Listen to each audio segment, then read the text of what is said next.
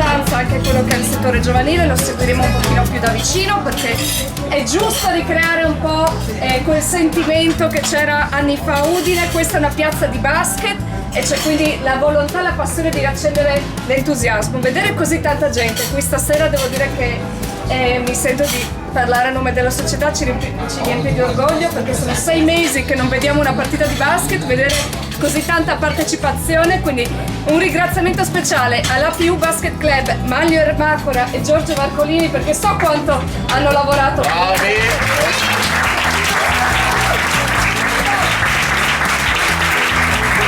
E farei un applauso a tutti voi che siete qui stasera con l'augurio di rivederci presto al Carnera. Vai!